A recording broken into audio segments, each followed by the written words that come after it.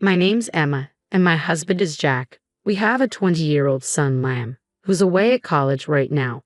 We've been scrimping and saving for years to keep him there, cutting corners, skipping vacations, you name it. Also, he could have a shot at something bigger. We live in the house my grandmother left us when she moved into a nursing home. It's large and comfortable, but nothing fancy. It just feels like home. Jack works at the local hardware store, and I manage the front desk at a doctor's office. We make do, living the simple life, and that's just fine by us. It was a Thursday afternoon, the sun hanging just right, making you think about calling it a day early. But then Jack's phone rang, cutting through any thoughts of an early weekend. I was chopping carrots, half focused on dinner and half on a list of bills that needed paying, when I heard him answer. "Hello, Mom." "Slow down. What's wrong?" His face went white as he listened. I stopped what I was doing, towel in hand, watching him pace. He ended the call looking shaken. "That was my dad," he said, sinking into the couch like a puppet with its strings cut. "Their business tanked. Bankrupt. They've lost everything, even the house." My heart sank. "Oh, Jack, that's terrible. What are they planning to do?" "They want to come stay with us. Just for a bit," they said, "until they sort something out." I hesitated, thinking about our already tight budget and the quiet order of our life that was about to be upended. "And what did you tell them?" He rubbed his neck, a sure sign he was stressed. "Told them I'd talk to you first. It's your house, Emma. Wouldn't just spring that on you without checking." Jack's parents, Frank and Helen, weren't the easygoing type, high flyers used to the good life. Our simple setup was miles from what they were accustomed to. "You know how they are, Jack. This house, it isn't their style." I know, he looked uneasy. "But they're my folks, Em. They're stuck." I thought about all the times they visited, noses turned up at our modest living. It was clear they'd be like fish out of water here. But then, picturing them desperate enough to ask for help, my resolve softened. "All right, they can come, but it's temporary, right? Just until they're back on their feet." Jack picked up his phone, dialed, and after a short muffled exchange, said, "Mom, Emma and I talked it over. You can stay here for a bit, but just until you find a place." "Got it. We're not running a hotel." I couldn't hear what was said on the other end, but Jack's tight-lipped, "Yes, Mom, we're clear" gave me the gist. He hung up and exhaled long and hard. "They're thankful, Em. They'll be here next week." Last week, Jack told his folks they could stay with us for a bit, and today, they were moving in. I watched from the porch as two huge trucks rolled up our driveway, and I swear my heart sank. Jack was out there directing traffic like some parking lot attendant, trying to keep a smile plastered on his face. Frank was the first to barrel out of the car, a big grin on his face, clapping Jack on the back so hard you'd think he'd won the lottery and not just moved into his son's house. "Emma, darling." Helen swept up to me, all perfumed and peppy, planting a kiss on my cheek that felt more like a branding iron. "You're an angel for letting us invade like this." I forced a smile, my eyes darting to the mountain of stuff they were unloading. "It's no problem, Helen, but is this all of it?" "Oh, this is just the essentials." She waved a dismissive hand as if the pile of furniture and boxes wasn't already swallowing our front yard. "The rest we put in storage." Essentials. I bit my tongue to keep from saying anything rash. If these were essentials, I dreaded to think what they'd left behind. Jack caught my eye, and I could tell he was thinking the same thing. "Let's get this stuff inside then," Jack said, more to himself than anyone else. Frank and Helen directed the movers with the kind of authority that made you think they were moving into a palace, not our modest little home. The movers shuffled past, hauling in armchairs, countless boxes, and would you believe it, a grandfather clock. Who needs a grandfather clock in their temporary home? "Right there, boys. Just set it all there," Frank directed, pointing at various spots around our living room, which was rapidly disappearing under a sea of their belongings. I pulled Jack aside while the movers took a breather. "Jack, this is crazy. They brought enough to furnish a whole house. Where are we going to put all this?" Jack rubbed his temples. I know. I'll talk to them. Okay, let's just get through today." We retreated as the movers continued their work. The whole ground floor was turning into a replica of Frank and Helen's old house, every corner filled, every space taken over.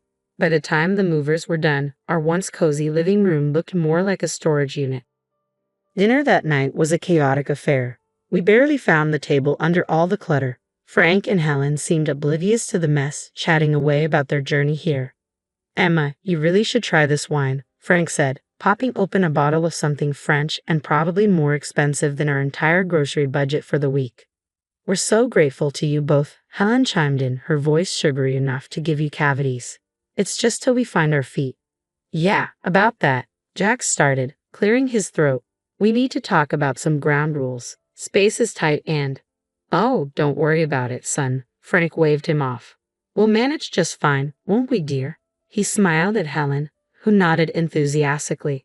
I glanced around at our cluttered space, the piles of boxes and the fancy ornaments that crowded out our simple decorations. Managed just fine? I wasn't so sure about that. Living with Frank and Helen had been an adjustment, to put it mildly. A few days had passed since they moved in, and just when I thought we'd settled into some sort of routine, the kitchen became the new battleground.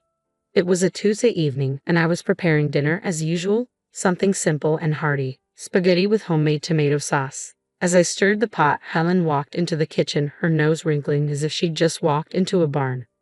What's that smell? She asked, her tone dripping with disdain. It's dinner, I replied, trying to keep my voice steady. Spaghetti night. Spaghetti, she scoffed, peering over my shoulder. Where's the meat? The fresh herbs? This is what you feed us. Jack, hearing the commotion, wandered in, drying his hands on a dish towel. What's the problem? His mom turned to him with a look that could curdle milk. The problem, Jack, is that we're expected to eat this, she said, gesturing at the bubbling pot as if it were a cauldron of poison. I took a deep breath, trying to stay calm. It's what we usually eat. We can't afford steaks and fancy meals every night. Jack stepped between us, his face set in hard lines. Mom, this is Emma's house, and this is what we eat. If you want something else, you're welcome to cook for yourselves. Oh, we will? Helen retorted, her eyes narrowing. And we expect you to provide the groceries we require. We're not used to living like this. I had had enough. Look, I'm sorry you're used to different, but this is what we can manage. Our budget doesn't stretch to luxuries. Frank, who had been silent until now, boomed, then perhaps you need to reevaluate your budget. We're not animals to be fed on scraps. Jack's jaw clenched. Dad, that's enough. We're doing the best we can.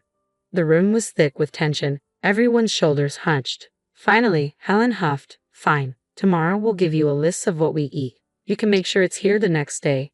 True to her word, Helen handed me a list the next day. Marbled beef, fresh seafood, organic this, imported that. I looked at the list, my heart sinking. That evening, we sat down with Frank and Helen, the list between us on the kitchen table. We expect proper meals, steaks, marbled beef, or the finest fish, Frank declared, as if it were the most normal request in the world. Jack and I exchanged shocked looks. We can't swing that, he said, his voice firm but weary. That's just not in our budget.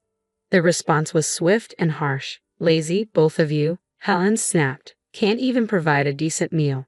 Feeling cornered, I caved to their demands. I started buying only the highest quality products for them while Jack and I got by on fast food to save costs. A month later, the strain was beginning to show. I sat down to crunch the numbers and my heart nearly stopped. Our food expenses had doubled, and Helen's indulgent baths had sent our water bill soaring. Dinner had become a battlefield, but tonight was different. Frank and Helen were luxuriating over marbled steaks and imported fish they'd insisted on buying, while Jack and I sat across from them with our simple pasta, what we could afford. The disparity was more than just on our plates. It was deepening the divide between us. As they savored their extravagant meals, I couldn't hold back any longer. This has got to stop, I said, my voice heavy with frustration. Helen looked up, fork halfway to her mouth. What are you talking about now? We can't keep living like this, eating separately and having different meals, I said. It's ridiculous. From now on, everyone in this house eats the same, and we stick to what we can afford. Frank's laughter was a harsh sound that grated on my nerves. You expect us to eat that slop. It's not slop, it's dinner. It's what we eat. I shot back, my patience fraying. The laughter vanished from Frank's face, replaced by a scowl. Helen's tone was sharp and accusing. How can you be so greedy and lazy? Cooking decent food isn't that hard. They both turned to Jack, their expressions filled with expectation. You're going to let her talk to us like this in your own house. That was the last straw. Jack's hand slammed down on the table, making the plates jump. First off, this is Emma's house and you will treat her with respect. The impact of his words hit hard. Helen's eyes filled with tears, her voice quivering. I never expected you to raise your voice at me, your own mother. Frank's anger boiled over. He stood, pointing an accusing finger at Jack. Look at you, henpecked and dancing to her tune. Is this what you've become? I stood my ground, though my heart was pounding. Enough. This conversation is over. From today, no more expensive steaks or fish. We eat the same, all of us. Their looks could have frozen the room. For a moment, no one moved. Then, without a word, Frank and Helen pushed back from the table and left. Jack and I sat back down, the silence hanging heavy between us. He reached for my hand, squeezing it tightly. I'm sorry it had to come to this. I am too, I replied, feeling the weight of the evening settle around us. But it's the right thing. We can't live like this. After the blow-up at dinner, things cooled down, but only on the surface. Frank and Helen were quieter, sure, but there was a coldness to their silence that kept me on edge. I had a feeling Frank and Helen wouldn't accept the new house rules without resistance, and I was right. It started subtly a few days later. I was cleaning up after a lunch of sandwiches when the doorbell rang. I wiped my hands on a towel and headed to the front door, expecting perhaps a package or a neighbor. When I opened it, a delivery guy stood there with a large aromatic bag from a high-end restaurant in town. Delivery for Emma, he said, glancing at his clipboard. I was puzzled. There must be some mistake. I didn't order this. Helen appeared behind me, her smile a bit too wide. Oh, I took the liberty of ordering us a nice meal. I thought we deserved a treat after all the recent discomfort. I frowned, taking the bag hesitantly. Helen, we talked about this. We're cutting back on expenses. Helen shrugged, her eyes avoiding mine. I thought it was on your tab, dear. My mistake. Jack walked in from the kitchen, overhearing us. What's going on? Your mother decided we deserved an expensive lunch, I said, the weight of the bag suddenly feeling heavier. Jack's expression hardened. Mom, we agreed no more of this. Frank stepped into the hallway, his voice booming. What's a little lunch going to hurt? You can't expect us to live like monks forever. I set the bag down on my entryway table, frustration bubbling up. It's not just about lunch, it's every meal, every extra expense. We told you we're sticking to a budget. Helen's face turned cold. Well, if you're going to make such a fuss over a simple meal, I suppose we won't bother next time. Jack pinched the bridge of his nose. It's not just about the meal. It's about respecting the rules of the house. You can't keep going behind our backs.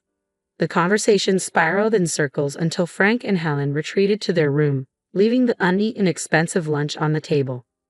Jack and I exchanged a look, a silent agreement that this situation couldn't continue.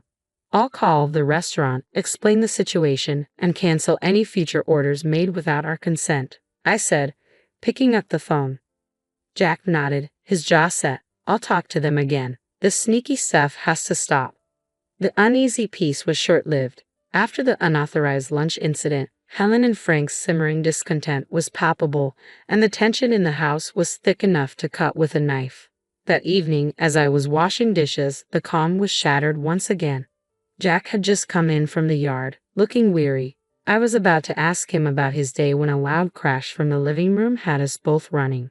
We found Frank standing over a broken vase, one of the few decorations we had left. Jack's voice was steady but tinged with frustration. I really care about what happens here. Frank barely glanced up, his expression showing minimal regret. It slipped, he said dismissively. His tone wasn't apologetic, it was defiant. Jack bent down to pick up the shattered pieces of the vase, and I couldn't help but add, that vase belonged to my grandmother. It's been here longer than I have. Helen, standing in the doorway, scoffed. It's just a vase. You can always get another. That's not the point, Helen, I snapped, my frustration rising. The point is respect, something that's clearly lacking here. Oh, respect? Frank shot back, his voice raising. What about respecting us? Treating us like second-class citizens in this house?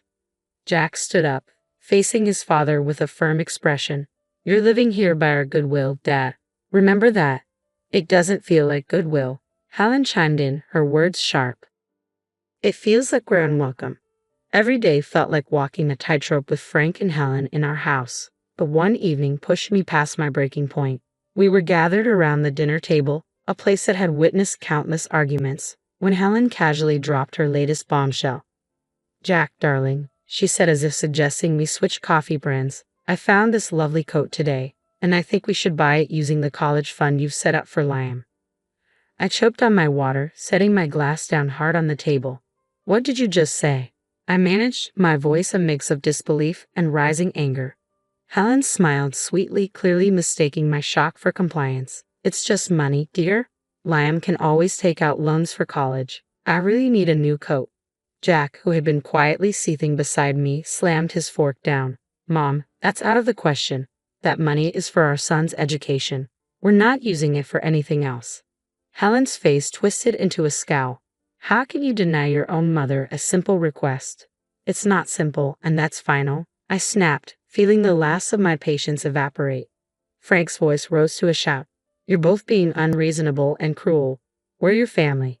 Then, with a cold, calculated tone, he added, maybe the local press would be interested to know how you treat your family. What about your bosses? Frank demanded, his voice dripping with menace. I felt a churn of fury and fear in my stomach, but I knew we couldn't back down.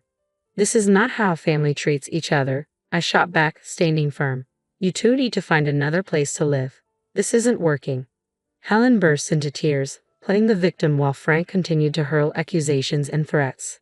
The dinner ended with them storming out, leaving Jack and me in stunned silence. Once the house was quiet, I retreated to the bedroom and dialed my grandmother. She answered after a few rings, her voice a soothing balm. Grandma, it's Emma, I said, my voice thick with emotion. What's wrong, dear? She asked, her tone immediately alert. I poured out everything, the demands, the threats, the impossible situation with Helen and Frank. She listened without interrupting, her steady hum of reassurance in the background. When I finished, there was a brief pause before she said decisively, I'll come to stay with you for a couple of months. Are you sure, Grandma? What about the nursing home? I'm sure, she replied firmly. It sounds like you need me there, and I'm not one to sit by when my family is in trouble.